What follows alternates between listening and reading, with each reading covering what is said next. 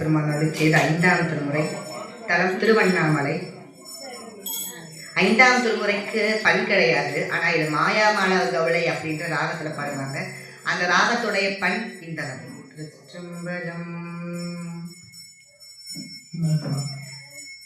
பட்டனை மதிசூ